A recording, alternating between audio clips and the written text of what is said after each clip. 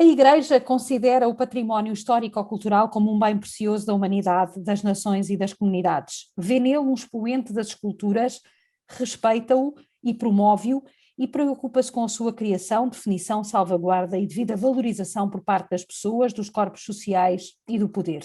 A preocupação fundamental tem sido e continua a ser a da conservação e a da salvaguarda da dignidade de edifícios referenciais do património religioso ou tão só do património imóvel. Nos Açores, este património representa a maior fatia do património cultural edificado e, infelizmente, na nossa história temos muitos exemplos em que o abandono foi o triste destino.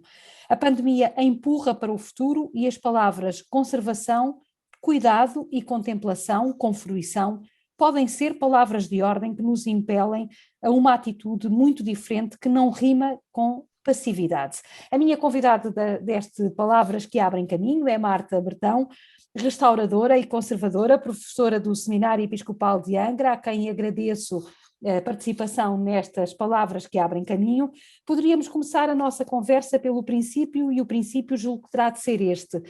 O património religioso edificado nos Açores está cuidado e devidamente protegido? De uma maneira geral, sim. De uma maneira geral, o património edificado tem algum cuidado na sua preservação, nomeadamente nas pinturas dos edifícios, mais do que o património móvel, que é aquele que está no interior das igrejas e é aquele que, de uma maneira geral, não tem tanta atenção a nível da conservação.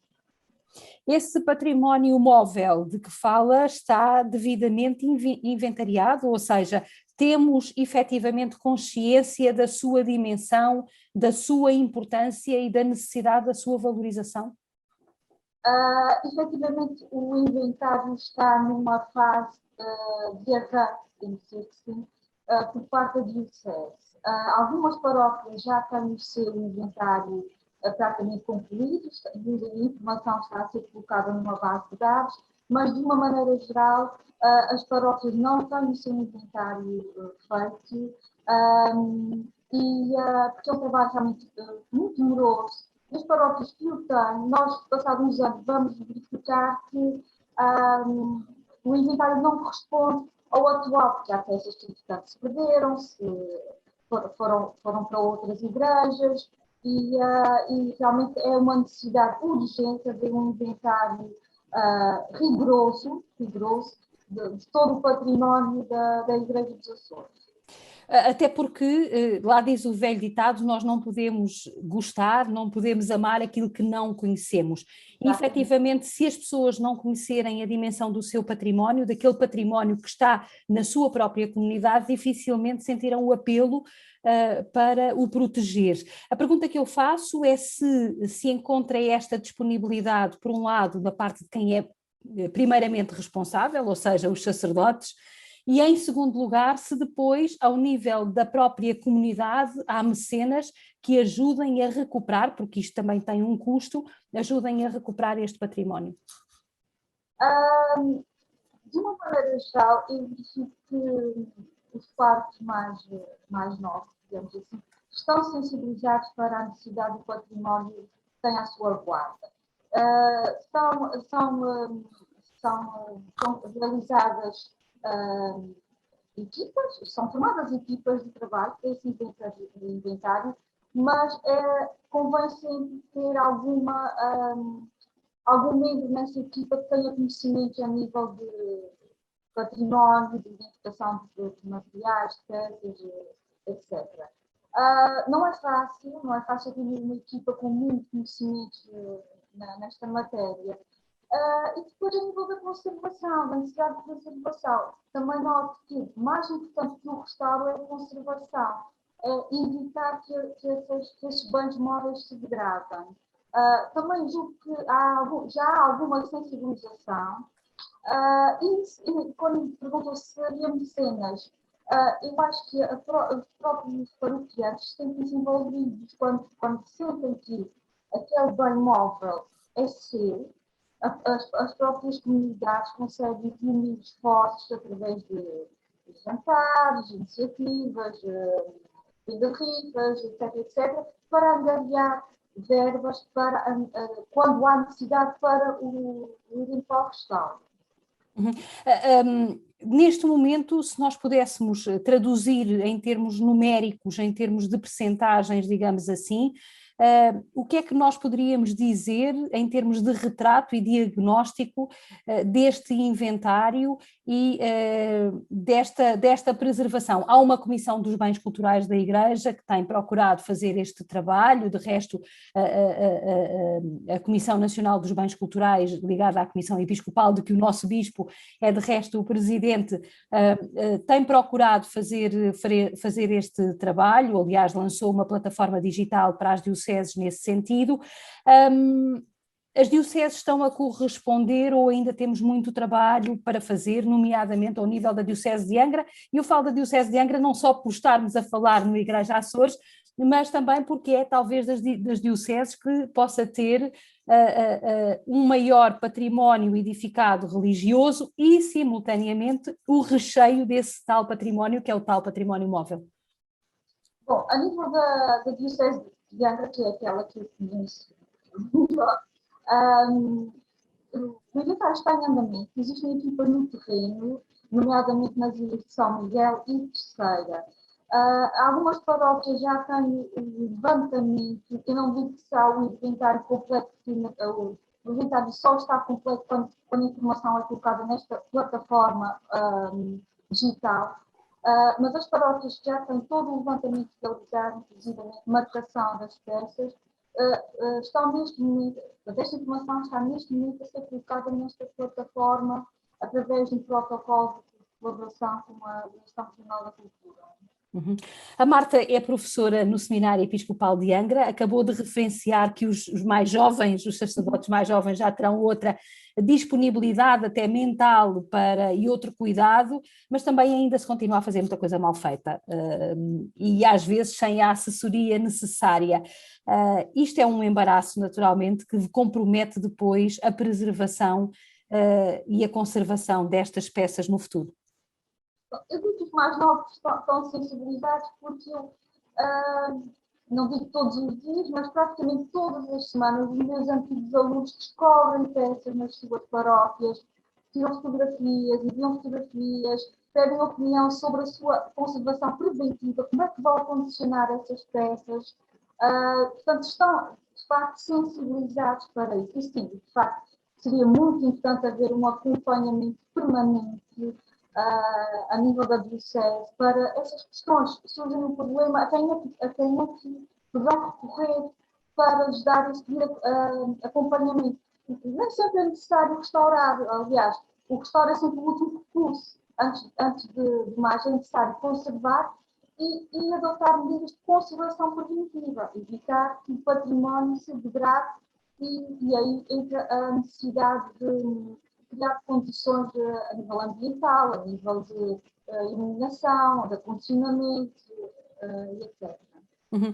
A Igreja sempre esteve ligada a obras de arte, talvez aquelas mais emblemáticas que nos vêm logo à cabeça, e sempre esteve ligada a grandes artistas, desde o Renascimento até aos nossos dias. Hoje temos a percepção de que parece que há menos, ou pelo menos é menos visível, a produção de obras de arte para o património e para o acervo de uma igreja. Ou são construídas de raiz, logo na altura em que os edifícios são construídos. Estou-me a lembrar, por exemplo, em Fátima, aquele magnífico painel da Basílica da Santíssima Trindade, feito por Rupnik, ou outras mais pequenas. Isto é uma inevitabilidade dos tempos, porque deixou de haver uma maior relação, deixou de haver poder económico, deixou de haver um interesse tão grande pela arte no seio da Igreja. Bom, realmente são sinais do tempo. Nós vemos que as igrejas, comparativamente a 30, 40 anos atrás, têm menos fiéis. O número de padres que são ordenados é relativamente pequeno com o que acontecia há 30, 40, 50 anos atrás. O seminário tem cerca de 20 alunos, e há 50 anos atrás tínhamos um número que ultrapassava uma centena. Portanto, isto tudo é um retrato da atualidade que nós vivemos e não deixa de haver arte contemporânea, e boa arte contemporânea nas igrejas. Eu estou-me a lembrar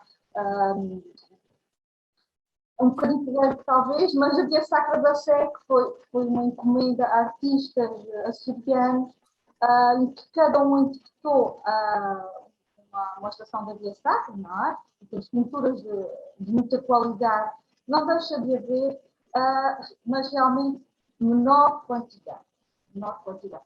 Quando nós falamos em arte sacra, muitas vezes lembramos das grandes monumentais retábulos, das culturas imponentes. Portanto, isto tudo era feito com recursos, com doações de paroquianos. Hoje em dia, há menos paroquianos, há menos recursos financeiros, portanto, são também sinais dos tempos. Daí a necessidade de nós conservarmos aquilo que nós temos. De que forma é que nós também podemos dizer a Igreja nesta expressão da arte? Falou na Via Sacra, falou da Via Sacra que existe na sede de Angra, que é uma belíssima boa sacra, que tem talvez a nata dos pintores açorianos da atualidade. Estou-me a lembrar, por exemplo, da 14ª estação com aquela pintura de Maria Madalena, que é fantástica, do Carlos Carreiro, que é talvez uma das mais, para mim, das mais bonitas expressões desta Via Sacra. A pergunta que eu lhe faço é se isto também diz um pouco da forma de vivermos a Igreja hoje, ou seja, se esta ausência, além da questão financeira, que naturalmente impenderá sobre as paróquias, também não é uma expressão da nossa própria sociedade. A Igreja está a fazer tudo para se relacionar com a cultura do seu tempo. A Igreja está a fazer tudo para se relacionar com a cultura do seu tempo. Eu acho que, de uma maneira geral, está. Sim, a Igreja, então agora nesta altura de pandemia, adaptou-se às novas tecnologias. Eu vejo que muitos sacerdotes tiveram o cuidado de transmitir as missas online. Há muitos sacerdotes que fazem divulgação permanente do património das suas igrejas, através de fotografias, nas redes sociais. Portanto, há realmente um esforço para se adaptar e para transmitir a mensagem aos mais novos, porque nós, infelizmente, vamos às igrejas e, de uma maneira geral, são as pessoas mais idosas que frequentam. Os mais novos, não sei se não estão tão sensibilizados, mas realmente há um esforço, de facto, eu digo que sim. A criação de roteiros museológicos dentro das próprias igrejas poderiam facilitar esta reaproximação entre aquilo que é o património móvel de uma igreja e, por exemplo, a sua própria comunidade e a vivência por parte da comunidade. Eu estou-me a lembrar, por exemplo, agora da recente abertura do Museu da Arte Sacra da Horta, que é um esforço, de facto, neste sentido. Sim, eu acho que sim. Um dos trabalhos finais do curso de Arte e Património no seminário é realmente fazer um levantamento dos bens móveis, bens integrados numa igreja e tentar reconstruir a história desta igreja. E muitos alunos, eles próprios propõem que o seu trabalho seja construído num roteiro para a divulgação da história, do património, da religiosidade das suas paróquias, e realmente eu vejo que esse trabalho poderá ser aproveitado neste sentido. Grande parte do seu trabalho, e vamos voltar novamente à questão do restauro e da conservação, mas grande parte do seu trabalho é fazer o resgate de peças que estiveram oculto, depois deixaram de ter uso e que foram remetidas para os depósitos. Qual é o lugar destas peças depois na vivência da comunidade? Realmente, quando nós falamos de peças que estão há muito tempo sem estarem expostas ao público, realmente é com grande alegria que são recebidas pela comunidade.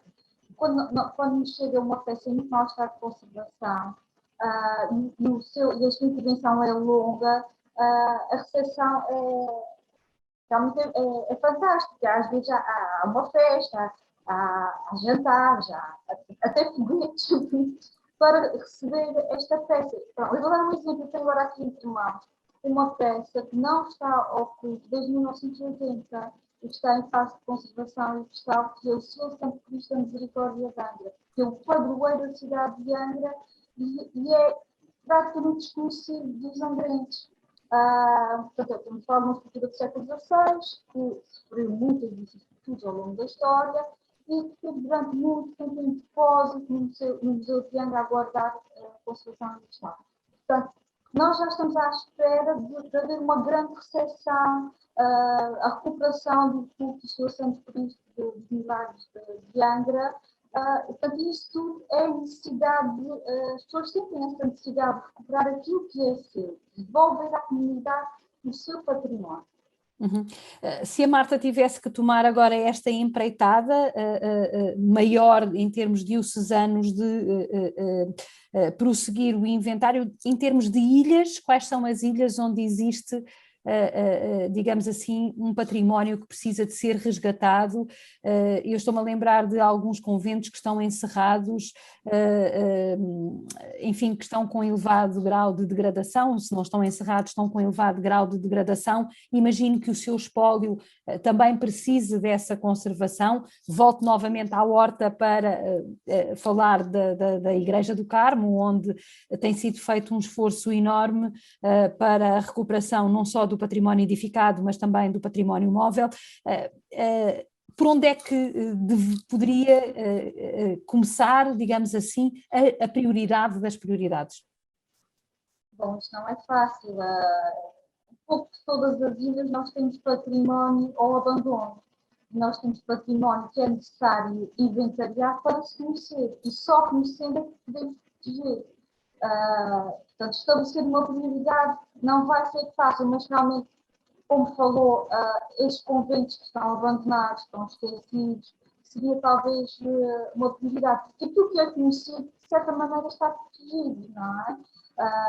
Portanto, falar agora em termos de cultos, se fosse que haja um culto numa igreja, está aberto ao culto, que é muito frequentado, facilmente se vai identificar este bem que foi cortado porque é conhecido. Agora, o que não é conhecido, que não está inventariado, que não está registrado, fotografado, se houver um culto, dificilmente será recuperado porque não está identificado. Uhum, uhum. Há uma questão que é polémica, que tem a ver com o pagamento. Quem usufrui do património se deve pagar, por exemplo, por circuitos organizados dentro das igrejas, e já ouvi várias vezes a expressão: bom, nós entramos em qualquer igreja em Roma, por exemplo, e não temos que pagar. No entanto, temos a Rota das Catedrais em Portugal, de que Angra também faz parte, onde para acedermos ao tesouro temos de pagar. Esta questão, esta relação entre o custo-benefício é uma questão que está devidamente explicada pela Igreja, porque esta é uma forma de sustentação e de preservação do património, e também às vezes as coisas que custam são aquelas que são mais valorizadas pelas pessoas. Este poderia ser um caminho devidamente explicado para efetivamente compensar a ausência de mecenas e a ausência de donativos por via do culto para a preservação dos bens culturais da Igreja? Eu acho que sim, eu acho que a manutenção de uma igreja, acho que a manutenção diária de uma igreja, a limpeza, envolve custo, envolve recursos humanos, envolve este tipo de custo. E as paróquias, de uma maneira geral, não têm como suportar esse custo. Uma visita, no caso de um tesouro, ser paga, não, eu acho que faz todo o sentido, são peças mais sensíveis, são peças que exigem condições especiais para a sua exposição, a nível de vitrines, a nível de iluminação. Portanto, isto tudo envolve imenso custo. Uma solução alternativa será talvez não um valor fixo, mas haver uma solicitação para um donativo. As pessoas, de uma maneira geral, dão. Eu trabalho com as igrejas e vejo, por exemplo, pessoas que entram nas igrejas e tem muita curiosidade sobre a história da igreja, sobre o seu património, e diz, mas isto está em mau estado, já vai ser recuperado. Nós podemos dar um turismo aqui, portanto, um turista que vier aos Açores e deixar cá 1 euro, 2 euros, para eles é insignificante e para nós representa alguma coisa. Portanto, e na maior parte dos países europeus há esta sensibilização para a necessidade de recuperação e de conservação do património, acima de tudo, a sua conservação. Portanto, eu não levo a mal, eu até acho que é uma boa medida, desde que seja devidamente explicada. Nós estamos mesmo na reta final desta conversa e a pergunta que eu lhe fazia era, lançava-lhe um desafio, que era, no fundo, falou há pouco da imagem do Santo Cristo da Misericórdia de Angra. A pergunta que eu lhe faço é, a seguir a este, qual é o próximo grande desafio, aquele que lhe dará mais gozo em trazer de novo e devolver à comunidade? Se é que já está a trabalhar nele ou se tem projetado essa possibilidade, algum que tenha diagnosticado e que ainda não lhe tenha sido pedido? Bom, eu estou também aqui numa fase final da intervenção num conjunto escultórico magnífico, que é uma Santa Parentela, a representação de Sagrada Família, que foi descoberta na paróquia de Santo Amaro do Pico. A qualidade destas esculturas é evidente, mas estavam realmente abandonadas, esquecidas, em mau estado de conservação. E o mais interessante é que, através da partilha, através da minha página, com investigadores, historiadores, nós chegamos a uma conclusão acerca da atribuição da autoria desse conjunto escultórico. Portanto, são peças atribuídas ao escultor Manuel Dias, da primeira metade do século XVIII, e realmente são peças excepcionais que estão numa fase final do tratamento de conservação universal, e é com grande alegria que estão devolvidas à comunidade, e tenho a certeza que a partir de agora vão olhar para essas culturas com outros olhos, com outra atenção, e vão valorizar todo o investimento que foi feito na sua recuperação. Muito obrigada, Marta Bertão. Foi mais um Palavras que Abrem Caminho, desta vez de olhos postos no património edificado, aquele que é mais visível, o património imóvel, mas também o património móvel da Diocese de Angra, onde o esforço de todos será necessário para que possamos preservar, conservar o nosso património, que é tão rico, tão vasto em todas as ilhas dos Açores. Muito obrigada. Até à próxima semana.